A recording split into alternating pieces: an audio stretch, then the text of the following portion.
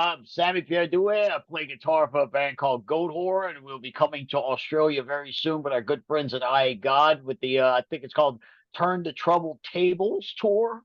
Mhm. It is indeed. And yeah, so yeah, there we go. Beautiful. Sammy, thanks for joining us today, brother. Yeah, man.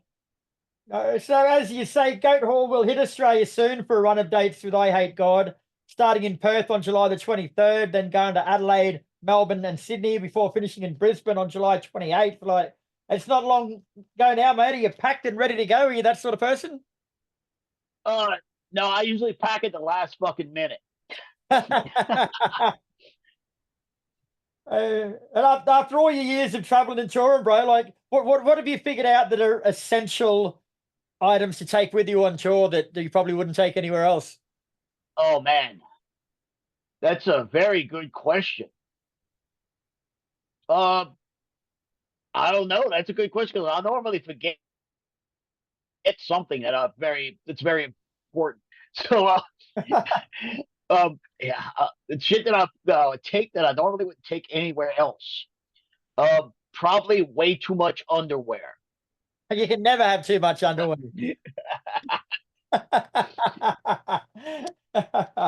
Now, I hope my research is correct here, bro. But from what I can see, your last visit to Australia was with Psycroptic in 2015. Is that right? That's right. Yes, it is. Yeah. So, what's changed with our Goatwhore between then and now? We put out a couple of records. That's changed. Not much else. I got a lot more gray in my beard now since the last time I was in Australia. So it's about it, man. Yeah. And what do you like so much about touring Australia? Is there anything special about the place? For some reason I just like the people there, man. I could just relate to them. I guess being from Louisiana, we're definitely a different type of folk than you would find like in California or New York. You know what I'm saying? And I think the type of people that we are have a lot of common to the way that people are in Australia. So I think we share the same mind frame, so to speak. In a way. Yeah. Well, I'm picking that up already, brother. So, for those out here that might not have seen a Goatwhore live show before, mate, give us a rundown on what to expect. Lots of loud, satanic heavy metal. Oh yeah. And how involved do you like your crowd to get in your shows, mate? Like, do you want them to get down and get dirty with you? Do you like them to just sit there and watch you and sing along? Like, what's your idea of a Now, crowd? I like them to do whatever they feel like doing. If they feel like getting wild and getting crazy, get wild and crazy. If you feel like sitting back and watching and just observing, that's cool too, man. You know, just whenever Satan takes hold of your soul and makes you want to do it. Well, you've probably been asked this question 1,000 times before, mate, but I don't think you would have been asked by someone who's got an actual genuine interest in it, like I have, mate. Like, I've got to know where'd the name Goatwhore come from? Like, were you just getting frisky in a paddock one day? Did you read the wrong book? Um, it's a combination of those things, actually. um, Well, we as you, I don't know if you're familiar with a lot of the material that we mess with Goatwhore. It's very occult based. So we're reading a lot of Aleister Crowley stuff at a point, and we came across this ritual that's not really.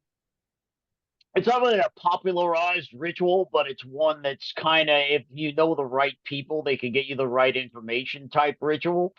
And it involved a woman with a lot of men having a lot of sex, and at the end of the ritual, the woman had to have sex with a goat. So, hence, she was a goat whore.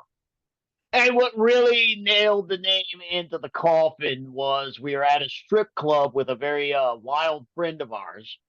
And at the time, we were kicking around the name. We are like, we name the band Goat Whore, shouldn't we? So we are hanging out with our friend, and we were at a strip club, and the stripper comes out. She was not a very attractive looking stripper. She had a long horse face. She had the pigtails, and she comes up and she starts shaking her ass in front of my friend, trying to get some money.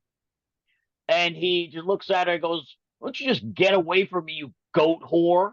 And from then on, I was like, that is definitely the name. Yes. Fantastic. I'm glad the story lived up to what I had in my imagination, mate. That's perfect. Now, going back in history a bit, bro, like you founded Goatwhore back in 1997, mate. So, what was the musical climate like that gave birth to the band, and where did you fit in the scheme of music? Well, the climate back then, it was pretty good. There wasn't a whole lot of bands at the time doing what we do. You know, at the time, I want to remember it was a very, it was a more of a death metal dominated scene back then. And when we started doing this, is that that's when the whole black metal thing slowly started creeping in. You know, so at the time we were just trying to be as intense as possible with what we had. And yeah, that was it. The musical climate was, we came out and a lot of people didn't understand it at first, as far as, and that period of time, there wasn't a lot of American black metal bands. So that was another thing that kind of confused a lot of people, because, of course, the Norwegians, well, actually, the Norwegians kind of dominated it. I'm not saying it started in Norway, but the Norwegian black metal scene kind of dominated the whole thing. But that's basically what happened. We were real big fans of that kind of stuff, and we figured why not? You know. Yeah. Now, I fucking hate putting labels on bands, mate, but it's essentially you guys are an extreme metal band, but you infuse elements of death metal. There's black metal, thrash, sludge. It all comes into devastating effect, mate. But how difficult is it for you to bring all of those together to create the Goatwhore sound? Like, is it a hard amalgamation? Not really. It kind of comes naturally because we like all those genres of music. We That's why we take influences, and it's not like we purposely try to do it. It just happens. You know, our motto is when we're writing music is whatever sounds good, use it. No matter what type of extreme metal it is. Where I know at first, the first couple of records were very black metal influenced, but the later records as we went on, we just kind of were like, let's just write what feels right, you know. Yeah, cool. Now, you guys have been a band for over 25 years now, mate, and what's the best way to put this? Like the world is increasingly becoming more sanitized, and it's just you can't do this, you can't do that for fear of offending people, all that shit. But how do you guys go with your music as the world gets more sanitized? Like, do you find that people are expecting you to tone down too, or do you expect you to change your approach? No, if anything, we'll get more abrasive.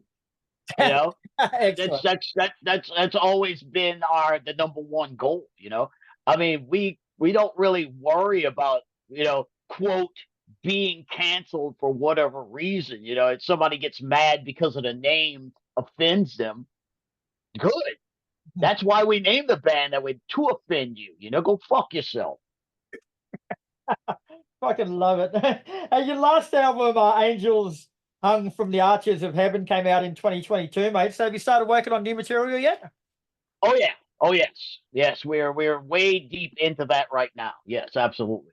Yeah, what can you tell us about it, mate? Can you reveal anything, or is it in the top secret shelf? It's still in the infantile stages, so I hate to give the cat, let the cat out of the bag before the cat's even born. You know what I'm saying? Very cool. But any chance you'll have anything new, any of the new ones to play for us when you get over here? Oh no, no, no. Being that we haven't been there since 2015, we're two albums behind you guys. Yeah, So true. we have to catch you guys up with those last two records live. You know what I mean? Yeah, I'll give you that, mate. I won't push you any further. All right, Samuel, thanks for your time, bro. It's been a pleasure speaking with you. Goatwhore in Australia with Eyehategod from July 23rd for shows in Perth, Adelaide, Melbourne, Sydney, and Brisbane. Still a few tickets left, I believe. So grab yourself one or miss the fuck out. Yeah, we're coming. We're coming. You know where we're gonna be, motherfuckers. Come see us.